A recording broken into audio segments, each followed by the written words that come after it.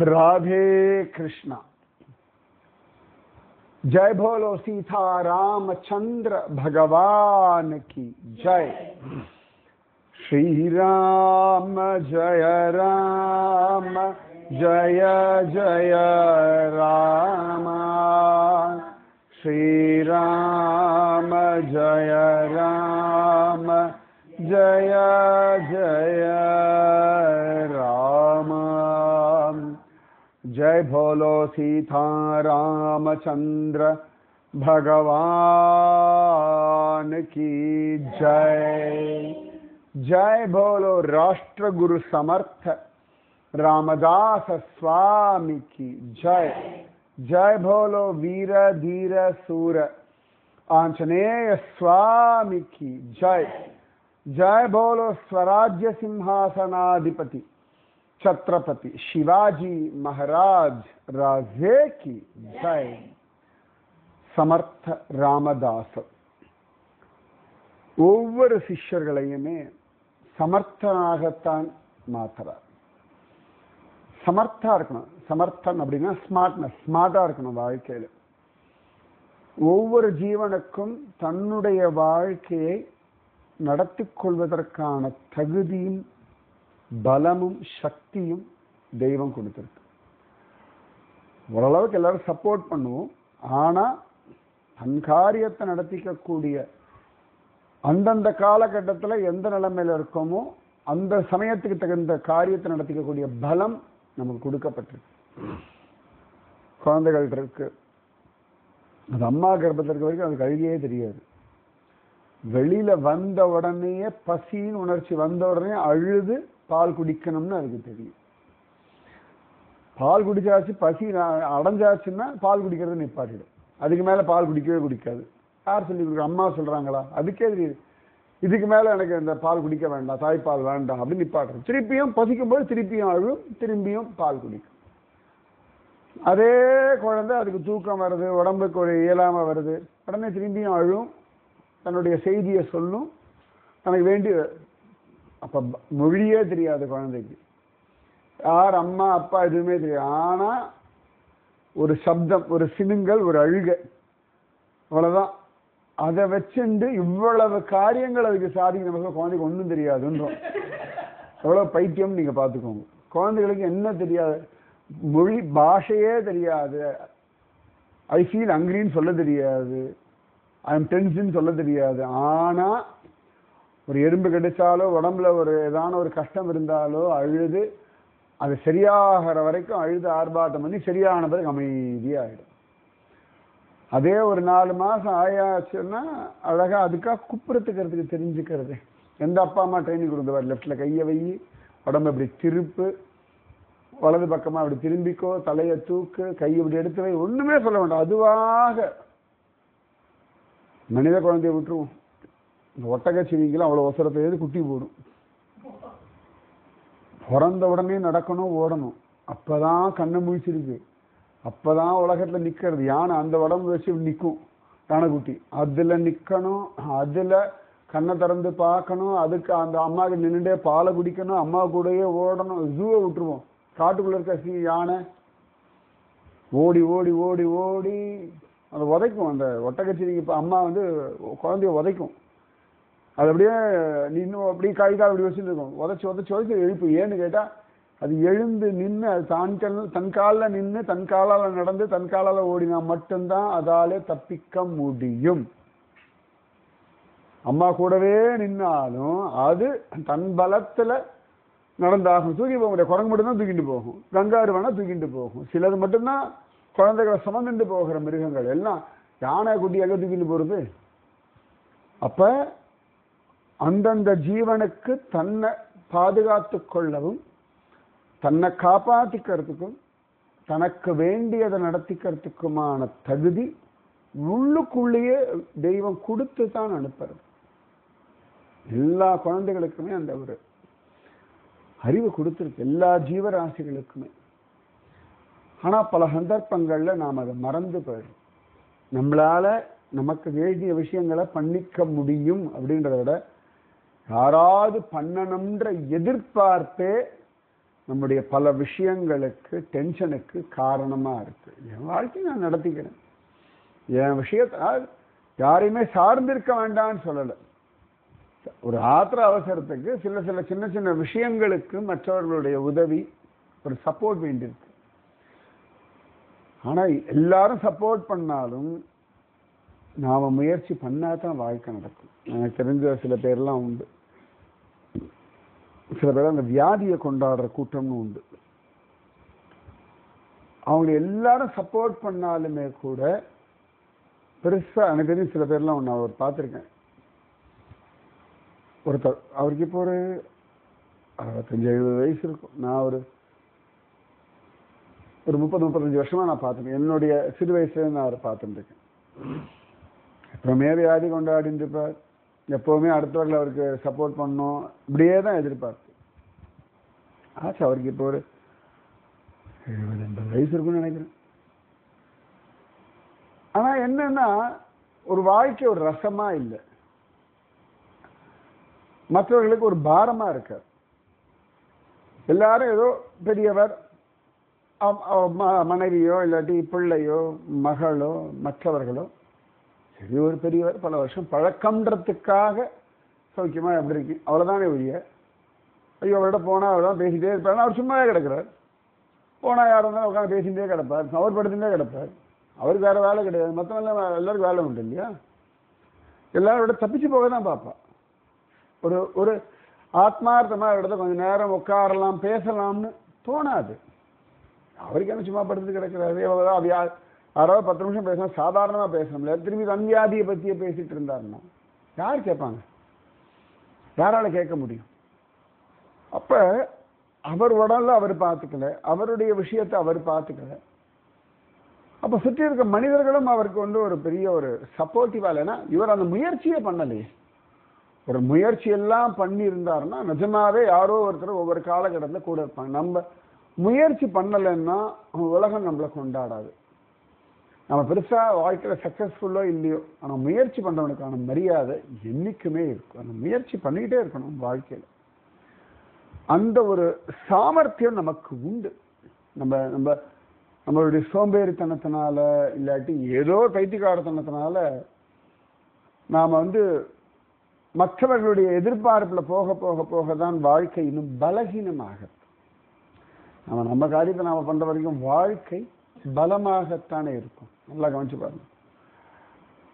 சமர்த்த ராமதாசர் முக்கியமா குரு ஆசைப்படுறது, உங்க காலில் நீங்க நிக்கணும், உங்க வாழ்க்கையை நீங்க பார்த்துக்கணும், உங்க நேரத்தை நீங்க உபயோகப்படுத்திக்கணும், உங்களுக்கு வேண்டிய விஷயங்களுக்கு நீங்க எல்லாத்தையும் கவனிச்ச இல்ல. நீங்க உங்களை பார்த்துட்டா மட்டும்தான் உங்களுக்கு வேண்டியபடி காரியம் நடத்திக்க முடியும். நீங்க உங்களை பார்த்துக்கலன்னா மற்றவர்கள் என்ன பண்றார்களோ அந்த காரியங்கள் அவர்கள் எப்படி பண்றார்களோ அப்படிதான் நீங்க ஏற்றுக்கணும். சில பேர்லாம் வயதான காலத்துல ராதே கிருஷ்ணா எத்தனையோ பேர் பார்க்கலாம். அவங்க உடம்பெல்லாம் பார்த்துக்கலன்னு பொழுது யாரோ வேலைக்காரங்களை வச்சு பார்த்துப்பாங்க, இல்லாட்டி வீட்டில் இருக்க வேலையை பார்த்துப்பா. அப்போ என்ன ஆகும் அப்படின்னா, அவர்கள் எப்படி நடத்துகிறாளோ அவர்கள் எப்படி பண்ணி கொடுக்குறாங்களோ அப்படித்தான் வாழ்க்கை அமைஞ்சிடும். நமக்கு வேண்டியபடி வாழ்க்கை நடக்கணும்னா நாம நம்ம காரியத்தை பண்ணால் ஒழிய வாய்ப்புகள் மிக மிக குறைவு. குரு எதிர்பார்க்கறது இதுதான். எப்பொழுதுமே நீங்கள் உங்களுடைய வாழ்க்கையை நடத்திக்கணும் இண்டிபெண்டா. இது நீங்கள்லாம் சொல்லலாம் இண்டிபெண்ட். சமர்த்த ராமதாசர் தன்னுடைய வாழ்க்கையில தன்னுடைய சிஷ்யர்கள் எல்லாரையும் தன்னிறைவுன்னு சொல்லுவோம் இல்லையா, அந்த தன்னிறைவு நிலைமையில தான் இருக்கணும். தன் காரியத்தை ஏதான ஒரு நாடு இன்னொரு நாட்டை டிபெண்ட் பண்ணிருக்கனாலே அந்த நாட்டுக்கே விலை கிடையாது. தன்னிறைவு அடைஞ்சதா இருக்கணும். சாப்பாடா எது வேணா இருக்கணும், இல்லாட்டி அதுக்கு ஒரு மரியாதை குறைவு தான். அப்ப நமக்கான சக்தி இருக்கு, நமக்கு நேரம் இருக்கு. இப்ப கடவுள் இல்லை உனக்கு டெய்லி 1 மணி நேரம் மட்டும்தான் அப்படின்னு சொல்லலை. எல்லாருக்கும் அதே 24 மணி நேரம் தான். இந்த 24 மணி நேரத்துல எவ்வளவு பேர் நல்ல பணம் சம்பாதிக்கிறவனும் இருக்கான், 24 மணி நேரத்துல நிறைய நல்லது படிச்சு மேல வரவங்க இருக்காங்க. 24 மணி நேரத்துல உடலை அழகா பாத்துக்கிறவங்க இருக்காங்க. 24 மணி நேரத்துல எவ்வளவோ நல்ல காரியங்கள் பண்றவங்க. 24 மணி நேரத்துல குடிச்சுட்டு சும்மா படுத்துட்டு கிடந்து வெட்டி கதை பேசிண்டு ஊர் வந்து பேசிண்டு அடுத்தவன் தலையை உருட்டிண்டு சும்மா அப்படியே வாய்ச்சவடல் பேசிண்டு அப்படியே இருக்கவங்க இருக்காங்க. அதே 24 மணி நேரம் தான் உலகத்தில் இருக்கக்கூடிய எல்லா நாட்டிலையுமே. நேரங்கள் வேணா வித்தியாசப்படுவேன், ஆனா 24 மணி நேரம் அப்படின்றது உலகத்திற்கே பொதுவான விஷயம்.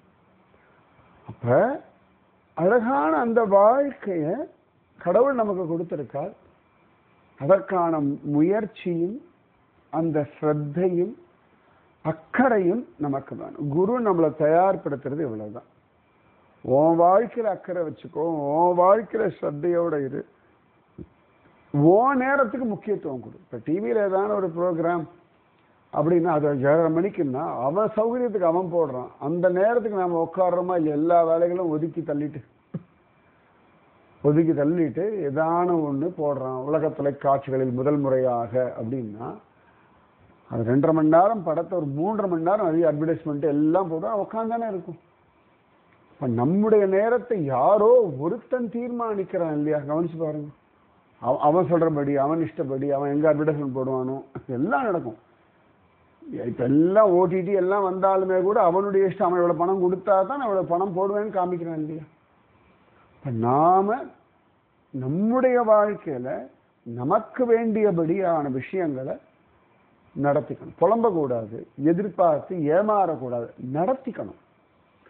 புலம்புறதுக்குலாம் ஒன்றும் கிடைக்காது, நடத்திக்கணும். நடத்துவதற்கான திறமையும் தகுதியும் கொடுக்கப்பட்டிருக்கு. பறவைகளுக்கெல்லாம் யார் போய் சொல்லித்தர?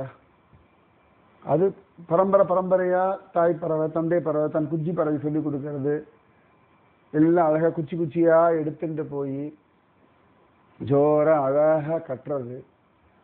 ஒரு விதமான எலி உண்டு, எனக்கு அதோட அந்த ப்ராப்பர் பேர் மறந்து போயிடுது.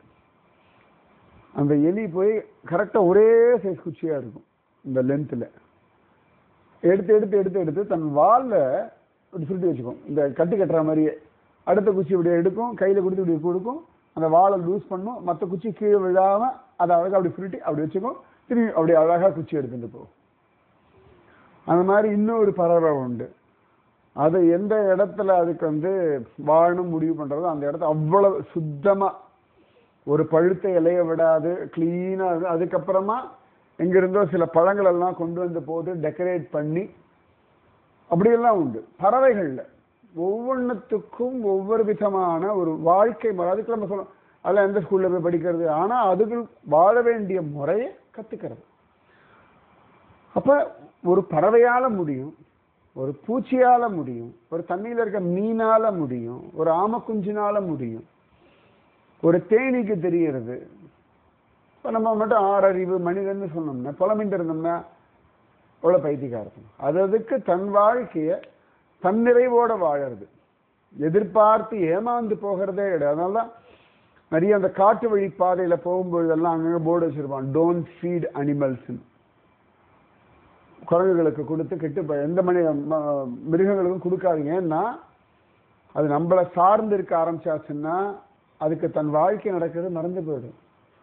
இப்போ பல இடங்கள்ல முன்னாடிலாம் நீங்க பாத்தீங்கன்னா திருமலை திருப்பதி மலை ஏறும்போது ஒரு இடத்துல மான்களா உட்கார்ந்து இருக்கும். அந்த இடத்துல நம்ம மான்களுக்கு அந்த வெள்ளரி பிஞ்சு கேரட் எல்லாம் விற்பாங்க, கொடுப்போம். அது என்ன ஆக ஆரம்பிச்சுடுத்து, அந்த மான்கள் காட்டுக்குள்ள மேயறதுலாம் மறந்து இந்த ஃபென்ஸ் கிட்ட உட்காந்துரும், வேலிக்கிட்ட எல்லாரும் கொடுப்பாங்க, சாப்பிடுவாங்க. அதுக்கப்புறம் ஒரு ஸ்திதியில அந்த அப்புறமா பார்த்தா அந்த மான்களுடைய வழக்கம்னு ஒன்று இருக்குள்ள மறந்து போயிடும். அதனால இப்ப திருப்பதி போனோம்னா அந்த இடத்துல அந்த காய், அந்த கேரட்டு வெள்ளரிக்காயெல்லாம் விற்க நிப்பாட்டிட்டாங்க. இன்னும் வேலியை போட்டு மான்கள் இந்த பக்கம் வரவிடாம நிறுத்திட்டாங்க. மனிதர்கள் பக்கத்திலே வரக்கூடாது, எங்க தூரத்துல போகட்டும். தன்னுடைய இயல்பு மறந்து போயிடும். அந்த இயல்பு மறக்கக்கூடாது. நமக்கு நம்முடைய வாழ்க்கையை வாழ்வதற்கான ஒரு இயல்பு சொல்லப்பட்டிருக்கு, ஒரு ஞானம், உள் உணர்வு, ஒரு அறிவு கொடுக்கப்பட்டிருக்கு. அதை உபயோகப்படுத்திண்டு நாம வாழணும். இப்ப எந்த பறவையும் எந்த ஒரு விலங்கினமும் நான் குழந்தை பெற்றிருக்கேன், என் குழந்தைய காப்பாத்துக்கும் நம்மகிட்ட நிக்கல பாருங்க. நிச்சயமா அவ்வளவு அழகா அதனுடைய வாழ்க்கைய அது வாழறது. அதுலயே சில குரங்குகளை வேணாம் அம்மாவை வந்து அப்பா வந்து மற்றவெல்லாம் சேர்ந்து அப்படி பாதுகாக்கும். அவ்வளவுதானே ஒழிய ஒரு சார்ந்து இருந்து ஒரு தயவுக்கு எதிர்பார்த்து நிற்காது. அப்ப நாம நம்முடைய வாழ்க்கையும் அந்த மாதிரி அழகாக வாழ்வதற்காகத்தான் குரு எல்லா விதமான பிரயத்தனமும் பண்றார். நம்மளால முடியாததுன்னு ஒண்ணுமே கிடையாது. நமக்கு அப்படி ஒரு சக்தியை இறைவன் கொடுத்திருக்கார்.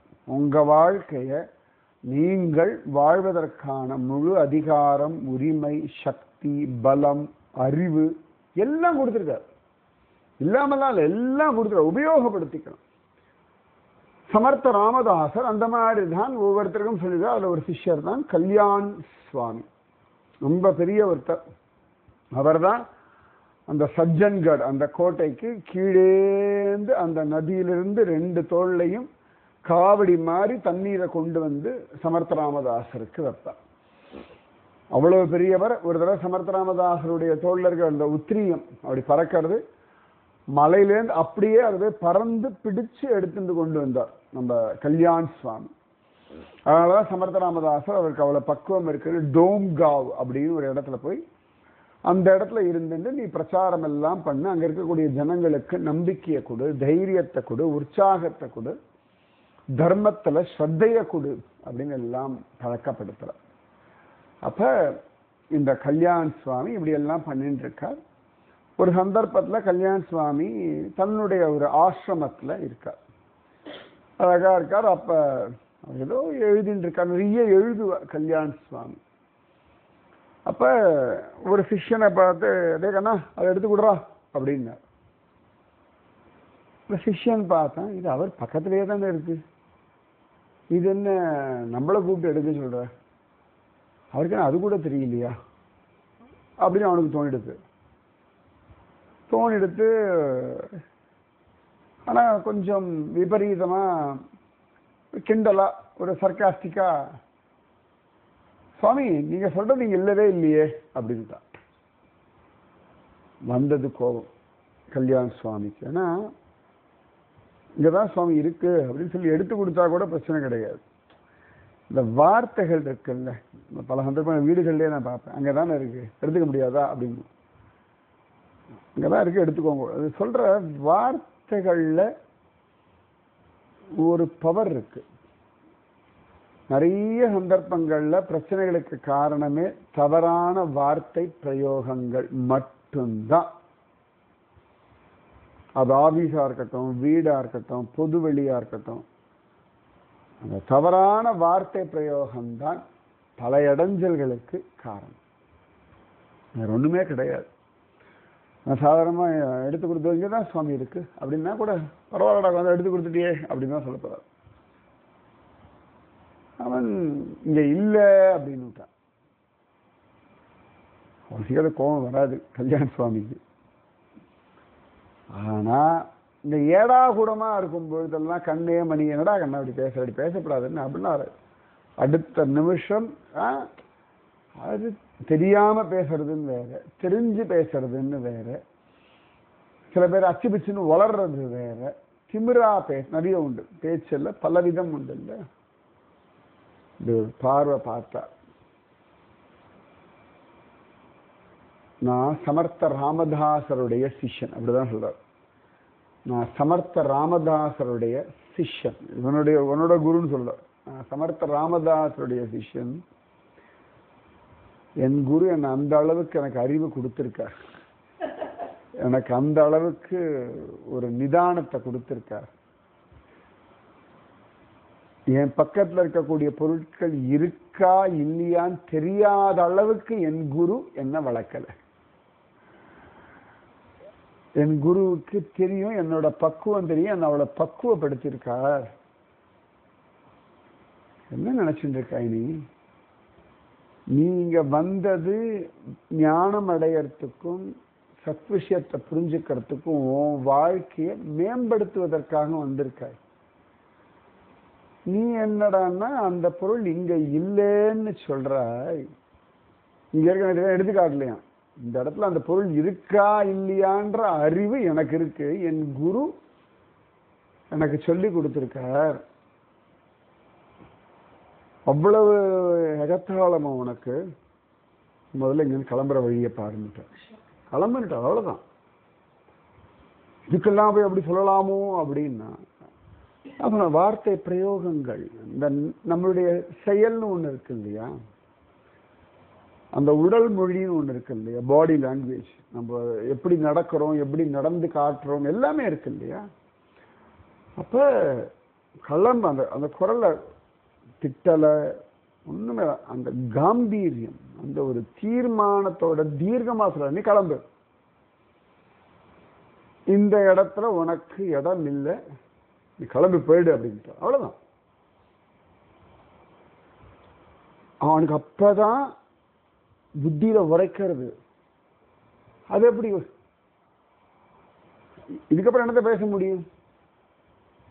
பேசி கேட்கற, அதாவது எந்த சமயத்துல பேசினா எடுபடும் ஒண்ணு இருக்கு,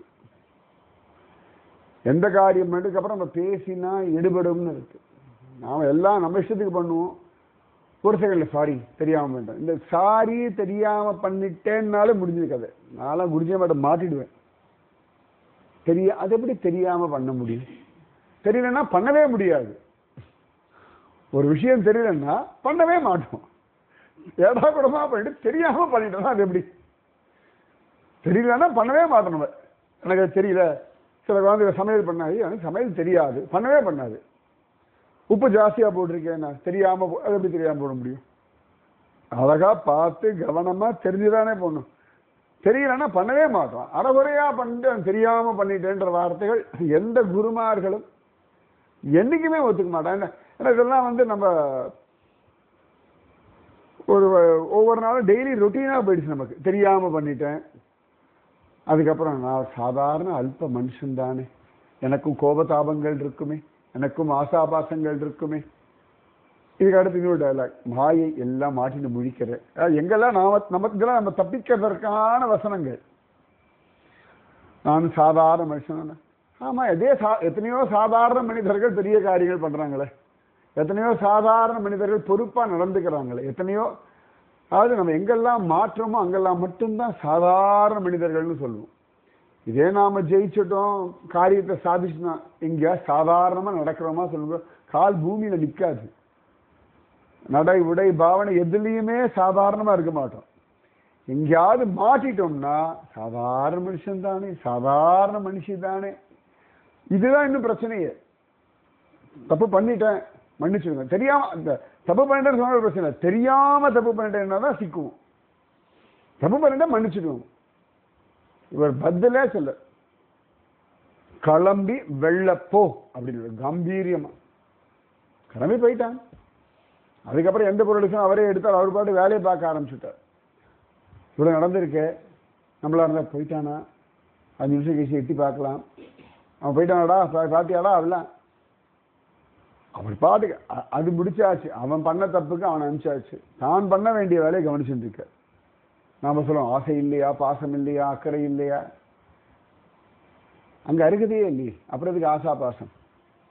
யாருக்கோ ஒரு தகுதி இல்லை, நம்மளுடைய அன்புக்கு அங்க ஒரு விலை இல்லை, நம்முடைய வார்த்தைக்கு ஒரு மரியாதை இல்லை, நம்முடைய செயலுக்கான திரும்பியும் அதற்கான ஒரு எதிர் செயல் இல்லை, ஒரு எதிர்வினை நல்லதா இருக்கணும் இல்லை. அங்க போய் திரும்ப திரும்ப திரும்ப திரும்ப வேலைக்கு இறைச்சி நீரா போயிட்டு அப்புறம் புலம்புறது. உங்க பாஷையில சொல்லணும்னா சாதாரண மனுஷன், பாசத்துல குரு அப்படிலாம் கிடையாது, நீ அப்படியே இருந்துப்போன்னு போயிடுவான். ஏன்னா எதுக்குமே எந்த ஒரு விஷயத்துக்குமே ஒரு மரியாதை இருக்கணும். நல்ல மழை 4 நாளா பெய்யறது, அப்ப போய் யாராவது செடிக்கு தண்ணி ஊற்றினா அவங்கள பைத்தியம்னு சொல்லுவோமா, முட்டாள்னு சொல்லுவோமா, எவ்வளவு அக்கறை செடிக்கு தண்ணி ஊத்துறான்னு சொல்லுவோமா? ஏன்னா அது ஏற்கனவே நிறைய தண்ணி வாங்கி அதெல்லாம் வெளியில தள்ளிட்டு இருக்க, தொட்டியில தண்ணி இருக்கு, தொட்டிலெல்லாம் அந்த மண்ணு காஞ்சதுக்கு அப்புறம் தான் அடுத்த வாட்டி தண்ணி விடணும். சில பேர் அது நிறைய தண்ணி விட்டா நல்லா ஒன்றும் வளராது, எல்லாம் கீழே இருக்க ஓட்ட வழியா போயிட்டே இருக்கும். தொட்டியில தண்ணி விட்டோம் கணக்காருங்க, அந்த மண்ணு காஞ்சு அதுக்கப்புறம் அது இருக்க எல்லா தண்ணியும் போய் எடுத்தனால அப்புறமா தான் கொஞ்சம் கொஞ்சமா விடும். நிறைய தண்ணி விட்டோம்னா வேறு இழுத்துக்காது, எல்லாத்தையும் வெள்ள தள்ளி தான் விடும். அதான் தொட்டில கீழே ஒரு ஓட்ட வச்சுக்கணும், எக்ஸஸ் தண்ணி எல்லாம் தள்ளுறதுக்கு. எந்த மனிதர்களா வேணா இருக்கட்டும், அந்த மரியாதை கொடுத்தா அவர் எவ்வளவு மரியாதை கொடுக்கிறாளோ அந்த மரியாதையை நாம நிற்கணும். கொடுக்குற காசுக்கு வேலை செய்யணும்னுவாங்கல்ல, அதுக்கு மேலே வேலை செஞ்சால் பிரயோஜனம் இல்லை. ஒரு சந்தர்ப்பத்தை ஞாபகம் இருக்கு. பிருந்தாவனத்தில் நாங்கள் ஒரு ஆட்டோவில் போனோம். போயிட்டு ஊர் சுற்றிட்டு வந்து நாங்கள் எங்கள் ஹோட்டல் வாசலில் இறங்குறோம். அவன் எவ்வளோ சொன்னேன். நான் சொன்னேன் எப்பயுமே 100 ரூபா தானேப்பா கொடுப்போம், என்ன திடீர்னு நீ 200 ரூபா கேட்குறாங்க. உடனே அவன் காமிச்சு எவ்வளோ பெரிய ஹோட்டலில் தங்குறீங்க, எனக்கு 100 ரூபா கொடுத்தேன். நான் சொன்னேன் நீ கடையில் போய் ஒரு பழம் வாங்குற, உன்னை விட அவன் சாதாரணமாக பண்ணுறான். 2 ரூபா பழத்தை நீ உன் சைஸுக்கு நீ 4 ரூபா கொடுத்து வாங்குவேன். அது எப்படி வாங்குவேன்? அந்த பழத்துக்கு 2 ரூபா தான் தகுதி. அந்த மாதிரி உன் ஆட்டோவுக்கு 100 ரூபா தான் தகுதி. நான் வந்து இங்கே ஹோட்டலே ஓனராகவே நான் இருப்பேன். ஹோட்டலுக்கு ஓனராகவே நான் இருந்தாலும் இந்த சவாரிக்கு இத்தனை தூரத்துக்கு இவ்வளவு தான், அதுக்கு மேலே ஏன் விலை கொடுக்கணும்? அவசியம் இல்லையே. இப்போ கஷ்டப்படுறான், ஏதோ அவசியம் இருக்குது, ஒரு அவசரம்னா நிச்சயமாக கொடுக்கலாம். நீ இந்த ஹோட்டல்லேருந்து வர 200 ரூபா கொடு அப்படின்னா அது பைத்தியக்காரத்தனம் இல்லையா? இதே தான். அப்போ அந்த தகுதி இப்போ கடையில் போய் இதுக்கெல்லாம் 300 ரூபாலாம் கொடுக்க முடியுமா? நல்லா ஞாபகம். ஒரு தடவை நாங்கள் இண்டிகோவில் வந்துட்டு இருந்தோம் ஃப்ளைட்டில், டெல்லியிலேருந்து சென்னையோ அங்கேயோ. நம்ம தூத்துக்குடி திருநெல்வேலி பக்கத்து ஆளுங்க தான் உட்காந்துருந்தாங்க, ஒரு 7-8 பேர். ஏதோ கேட்டாங்க, சரி அந்த முந்திரி பருப்பெல்லாம் கொடுப்பாங்க, எவ்வளோங்க? 300 ரூபா. 300 ரூபாவா? அதுக்கு நான் 50 ரூபா பாக்கெட் 4 பாக்கெட்டு கொண்டு வந்திருப்பேன். ரொம்ப அழகா, அவ்வளோதான் நல்லா அதுக்கு. அது வேற போனதுக்கப்புறம் அவங்க கூட்டத்தோட அக்கிரமம் பிடிச்சவங்களா இருக்கானுங்க. 300 ரூபா அதுக்கு 50 ரூபா இப்போ பொறுமான போனா பொறுத்து. சரி ஃப்ளைட்டில் கொடுக்க 75 ரூபா கொடுக்கலாம், 300 ரூபா கொடுக்குறது என்ன இருக்கு? அது மட்டும் இல்லாமல் நிறைய பேருக்கு வந்து அங்கே நிறைய பேர் ஹிந்திக்காரங்கள்லாம் இருந்தாங்க, கூட தமிழ்காரங்க இருக்காங்க, தெரியல அவருக்கு. இதெல்லாம் பைத்தியக்காரனாக இருக்கானுங்க. இந்த திருநெல்வேலி வார்த்தையெல்லாம் வேற போட்டு நான் பின்னாடியே உட்காந்து இப்படி சிரிச்சிருந்தேன். அப்புறம் எப்படி பார்த்தா நீ நம்ம ஊரோ அப்படிங்க. ஆமாம் ஆமாம் அப்படின்னு. ஆனால் அந்த சாமி எவ்வளோ அநியாயம், முடிஞ்சவங்க வாங்கிக்கிறாங்க, உங்களுக்கு வேண்டாம் விட்டுருங்க அப்படின்ட்டு நான். அவ்வளோதான். அப்போ அதுக்கான தகுதி இவ்வளவுதான்னா அதுக்கு மேலே கொடுத்தா ஒத்துக்க முடியாதுல்ல. நல்லா ஞாபகம் வச்சுக்கோங்க. ஒரு பொருளுக்கு இவ்வளவுதான் விலைன்னா அதுக்கு மேலே கொடுத்தா பைத்தியக்காரத்தனம்னா, ஒரு ஆளுக்கு இவ்வளவுதான் அன்பு கொடுக்கணும்னா அதுக்கு மேலே கொடுத்தா பைத்தியக்காரத்தனம். இவ்வளவுதான். 10 ரூபா பொருளுக்கு 100 ரூபா கொடுத்தா எவ்வளவு முட்டாள்தனமோ, இவ்வளவுதான் அன்பு, அவங்களுக்கு தகுதி இருக்கு, அவர் அள்ளி கொடுத்தாருன்னா அவங்க விலை கொடுக்கலன்னா அவங்களுக்கு விலை இல்லையே. அவ்வளவுதான். மனிதர்கள் அப்படித்தான். சில சந்தர்ப்பம் நிஜமாவே அவர்களுக்கு ஒரு ஆதரவு தேவை, அப்ப நல்ல ஆதரவு கொடுக்கணும். அதே கொஞ்சம் நல்ல ஆயாச்சுன்னா அப்ப போய் ஆதரவு கொடுக்குறேன்னு நின்னோம்னா நம்மளை சீன் ஆக்கிடுவாங்க. இப்போ வீட்டிலே இருக்க உடம்பு முடியல, ஜுரத்தில் படுத்துன்னு கிடப்போம், அம்மா அப்பா பார்த்து எல்லாம் பண்ணுவாங்க. 3ஆவது நாள் திமிரு வந்துடும் உடம்புல. 2 நாள் அம்மா உட்காந்து எழுந்துக்காக கொண்டு கொடுப்பாங்க. 3ஆவது நாள் திமிரு, அம்மா வந்து எடுத்துட்டு போன ஆயேன்றுவாங்க. 2 நாள் உடம்பு முடியல, அதனால அந்த அக்கறை. அதே உடம்புல திமிரு வந்தாச்சுன்னா அதே சுற்றுச்சூழ பண்ண முடியாது. அதாவது எந்த இடத்துல எந்த நேரத்துல எந்த விஷயத்துல எவ்வளவு தூரம் அன்பு ஆதரவு அக்கறை உரிமை எல்லாம் இது ஒரே மாதிரி இருக்க முடியாது. அவர்கள் எப்படி நடந்து கொள்கிறார்களோ அதனை பொறுத்து. நீங்க எப்பயுமே ஒரே மாதிரி இருந்தீங்கன்னா பைத்தியம், முட்டாள், பழக்க தெரியாத ஆளு. வெளில சொல்ல மாட்டாங்க நீங்க ரொம்ப நல்லவங்கன்னு சொல்லிடுவாங்க. அப்பயே நீங்க பழக்க தெரியாத ஆளுன்னு அர்த்தம். ஞாபகம் வச்சுக்கோங்க. நீங்க நல்லவர்கள் ஒரு பட்டம் வாங்குறதுன்னா பழைக்க தெரியல, உங்களை வச்சு அவர்கள் வாழ கத்துண்டார்கள் அர்த்தம். இதுதான் உண்மை. அதனால இவனுக்கு அந்த தகுதி தெரியல, குருன்ற அந்த தெரியல, இப்படி பேசுறான். அப்ப இந்த இடத்துல இருக்கிறது அந்த ஆசிரமத்துக்குள்ள அந்த விஷயத்துக்குள்ள இருக்கிறதுக்கு. ஏன்னா அவன் ஒரு கீழே இருக்கான், இந்த ஆசிரமத்தை நடத்திட்டு இருக்கிறது அவர். இவன் சாப்பிட்ற சாப்பாடுல இருந்து கட்டிக்கிற துணியில இருந்து தங்குற இடத்துல இருந்து பல சிஷ்யர்களால கொடுக்கப்பட்டு அதை நிர்வாகம் பண்ணிட்டு இருக்கார், அங்க இருந்துட்டு இருக்கார். இதுக்கு இந்த விஷயங்கள்லாம் இவன் கத்துண்டு இவன் ஒழுங்கா இருந்து இவன் வளர்ந்து அடுத்த வாழ்க்கை அது பண்ணி தரணும். இவன் எல்லாம் பண்ணுவான், ஆனா இவன் சுகமா சோம்பேறித்தனமா இருப்பான்னா அது எப்படி நியாயமா இருக்க முடியும்? அது ஒத்து வராது இல்லையா? அதனால கிளம்பி போன் சொல்லிட்டு அவன் பார்த்துட்டே இருக்கான். அவனை அவ்வளவுதான் சொல்லியாச்சு. அவர் பாட்டுக்கு அடுத்து அவர் வேலையா பண்ணிட்டு இருக்கார். அவன் பார்த்தான் இவருக்கெல்லாம் பேசவே முடியாது. ஏன்னா உண்மை தானே. இது ஒரு 5 நிமிஷம் முன்னாடி யோசிச்சிருக்கணும், பண்றதுக்கு முன்னாடி யோசிச்சிருக்கணும், எல்லாம் பண்ணி முடிச்சுதான். அப்ப அதற்குரிய அந்த விலை திரும்பி புரியும் பொழுது மரியாதை கிடைக்கும். கிளம்பி போயிட்ட சில எதிர்க்க போய் சில விஷயம்லாம் என்னடா ஆச்சு அப்படின்னு கேட்டா இந்த மாதிரி ஆச்சு. யாரும் நான் போய் பேசுறேன்னா கிளம்பு, அப்புறம் அவளே சிங்கி கிளம்புன்றுவேன். இதுதான் நடக்கும். அவன் கிளம்பி போயிட்டான். ஆனால் அவன் பண்ணதை அவன் தவறுன்னு உணர்ந்தான். ஏதோ ஒரு இடத்துக்கு போனான். கொஞ்ச நாள் உட்காந்து நாமஜபம் எல்லாம் பண்ணி குருநாதா மன்னிப்பு மன்னிப்பு மானசீகமாக கேட்டுட்டே இருந்தான். அதுக்கப்புறம் ரொம்ப நாள் ரொம்ப மாசங்கள் கல்யாண சுவாமி அவனை பத்தி யார்கிட்டையும் பேசவே இல்லை. அவன் பேரை கூட உச்சரிக்கல. நம்ம சொல்லுவாங்க நான்லாம் சாகிற வரைக்கும் முகத்துல இருந்தெல்லாம் இந்த வைராக்கியம் எல்லாம் நம்ம பேச்சோட சரி. அந்த வைராக்கியம் எல்லாம் குரு கிட்ட பார்க்கணும். நான் கண்ணதுக்கு என் குருஜி மாட்ட பார்த்துருக்கேன். அந்த வைராக்கியம் அவ்வளவுதான். நாமளே சரியாகிற வரைக்கும் யாரோதான் இந்த பழகிறது வார்த்தைகள் உடல் மொழியிலே காமிச்சுவாங்க. நீ யாரோ அவ்வளவுதான், உன் தலைமை அவ்வளவுதான் அப்படின்னு. பல மாசங்கள் கழிச்சு இன்னைக்கோ ஒரு நாள் சிஷியனை கேட்குறேன்டா அதுக்கப்புறம் நீங்க பாத்தீங்களாடா அப்படின்ற. அவன் மனசு அங்க மாறுறது, அவனுடைய புத்தி மாறுறது, எண்ணங்கள் மாறுறது. அப்ப சில சிஷ்யாலாம் குருநாதா உங்களுக்கு அவன ஞாபகம் இருக்கா? அதே எப்படா மறப்பேன், அது எப்படி மறக்க முடியும் அப்படின்னா கொஞ்ச நேரத்தில் அவனே வந்தான். பல வருஷங்கள் கழிச்சு பல மாசங்கள் கழிச்சு உள்ள நுழையும்போது வடா எப்படி இருக்காரு அப்படின்றார். இவர் தான் போனவர். அடா அப்படின்னார். ஓடி வந்து காலை கட்டிண்டு கதறி அழுதான்.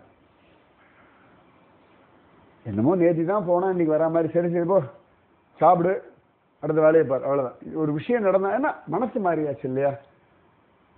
அதுக்கு மேல அது விஸ்தாரி அதாவது பக்குவம் இல்லைனாலும் பேச வேண்டிய அவசியம் இல்லை, பக்குவப்பட்ட பிறகு பேச வேண்டிய அவசியம் இல்லை.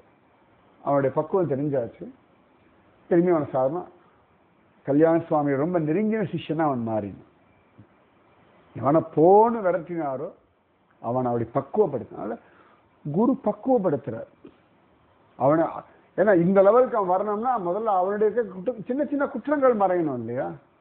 நீங்க பெரிய லெவல்ல போகணும்னா சின்ன சின்ன குற்றங்கள் எல்லாம் மாத்திண்டே வரணும், சின்ன சின்ன தவறுகள்லாம் மாத்திண்டே வரணும்.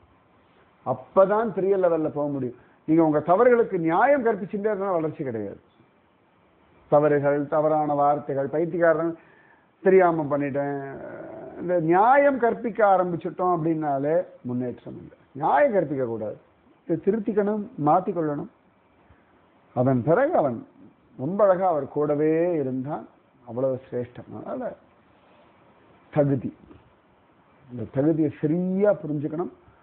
நமக்கு இவ்வளவு தூரம் குரு பண்றார் அப்படின்னா அந்த அளவுக்கு நாம உயர்ந்து காட்டணும். அந்த அளவுக்கு நம்முடைய ஸ்ரத்தை அது இருக்கணும். அவனோட அஸ்ரத்தை தான் அவனுக்கு பிரச்சனையாச்சு. ஸ்ரத்தை தான் குரு எதிர்பார்க்கறது. பக்குவம்ன்றதை விட ஸ்ரத்தை இருந்தா போதும், பக்குவப்படுத்திடலாம். ஸ்ரத்தையே இல்லைன்னா எப்படி பக்குவப்படுத்த முடியும்?